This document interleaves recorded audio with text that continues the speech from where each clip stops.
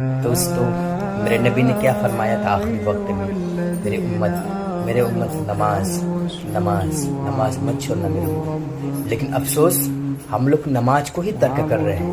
ہم لوگ چوری کرنے کا گناہ سمجھتے ہیں، زنا کرنے کا گناہ سمجھتے ہیں، شراب پینے کا گناہ سمجھتے ہیں، لیکن نماز چھوڑنے کا گناہ سمجھتے ہی نہیں۔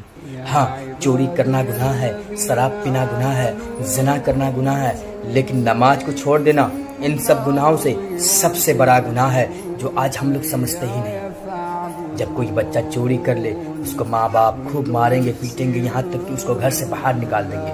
جب وہی بچہ نماز نہیں پڑھتا، وہی ماں باپ بولتا یہ بچہ ہے، بڑا ہوگا تب پڑھ لے گا۔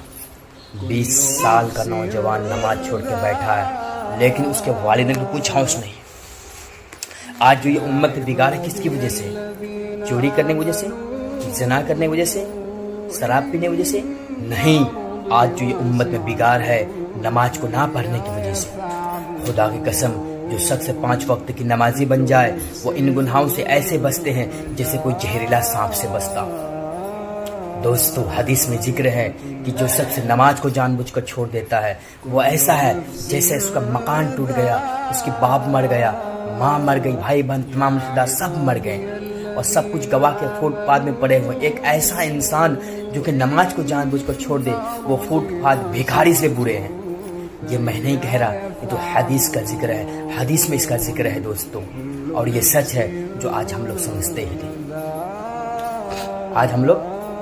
ہی نہیں۔ دوستو، صحیح مسلم میں حدیث ہے کہ اللہ کے رسول صلی اللہ علیہ وسلم نے ارشاد فرمایا، بندے کے ایمان اور کفر کے بیچ فرق ہی نماز ہے، یعنی مسلمان اور کافر کے بیچ فرق ہی نماز ہے۔ یعنی جو شخص نماز کو چھوڑتا ہے، بھلے ہی وہ مسلمان ہے، لیکن اس عمل کی وجہ سے وہ عملاً کافر ہے۔ ابو داؤد کی حدیث ہے کہ اللہ کے رسول صلی اللہ علیہ وسلم نے ارشاد فرمایا، جو شخص فرض نماز کو جان بوجھ کر چھوڑ دیا، گویا اس نے کفر کیا۔ قرآن میں سورہ روم سورہ نمبر 30 آیت نمبر 31 میں اللہ تبارک تعالیٰ فرماتا ہے، مومنو، اسی اللہ کی طرف رجوع کیے رہو اور اسی اللہ سے ڈرتے رہو اور نماز پڑھتے رہو اور مشرکوں میں سے نہ ہونا۔ آیت کی تفسیر میں علماء کرام فرماتے ہیں کہ جو شخص نماز کو جان بوجھ کر چھوڑ دیتا ہے، گویا اللہ کی نظروں میں وہ مشرک اور منافق ہو گیا۔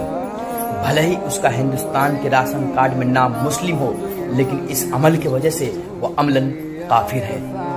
دوستو، ذرا ہم لوگ اس بات کا غور و فکر کریں، ہم لوگوں پر نماز فرض کیا گیا ہے، ہم لوگوں پر فرض کیا گیا ہے میرے دوستوں، اس کو یوں ترک نہ کریں، کیونکہ دوستو نماز ہمارے نبی کی آنکھوں کی ٹھنڈک ہے، نماز مومن کا معراج ہے، نماز جہنم سے بچنے کا نجات کا ذریعہ ہے، نماز عذاب قبر سے محفوظ رکھتا ہے، نماز پل صراط کو پار کروا دیں گے۔ دوستو، نماز کو یوں نہ ترک کرے۔ دوستو، کسی بھی حال میں نماز معاف نہیں، کسی بھی حال میں نہیں۔ دوستو، امام احمد میں حدیث ہے کہ اللہ کے رسول صلی اللہ علیہ وسلم نے ارشاد فرمایا، جو شخص نماز پڑھنے والا ہوگا، نماز اس کے لیے نور ہوں گے، جہنم سے بچنے کا نجات کا ذریعہ ہوگا اور ایماندار ہونے کا دلیل ہوگا۔ اور جو شخص نماز کو چھوڑتا ہے، نہ تو اس کے لیے کوئی نور ہوگا، نہ ہی جہنم سے بچنے کا کوئی نجات کا ذریعہ ہوگا، اور نہ ہی ایماندار ہونے کا کوئی دلیل ہوگا، اور اس کا حشر فرعون، قارون، حامان کے ساتھ ہوگا۔ کتنا سخت وعید ہے حدیث میں میرے دوستو، آپ لوگ غور فکر کر سکتے ہیں، اندازہ لگا سکتے ہیں کہ ہم لوگوں پر جو نماز فرض کیا گیا ہے، تو ہم لوگ کس طرح ادا کریں۔ دوستو، ایسا نہ ہو کہیں ہم اس گمان میں نہ رہیں کہ فلاں دن ہم نماز شروع کر لیں، کہیں ایسا نہ ہو کہ نماز شروع کرنے سے میرا ہی نماز پڑھا دیا جائے۔ اس لیے دوستو اس پہ غور و فکر کریں، اور جتنی بات میں نے بتائی ہے، اس پر عمل کرنے کی کوشش کریں دوستو، کیونکہ دوست دیکھو، میں اس لیے بتا رہا ہوں کیونکہ میں نہیں چاہتا کہ جو میں کرتا ہوں میرا بھائی نہیں کرے، کیونکہ آپ لوگ کو تو پتہ ہے کہ حدیث میں آیا ہے کہ جو اپنے لیے پسند کرو وہ اپنے بھائیوں کے لیے بھی پسند کرو۔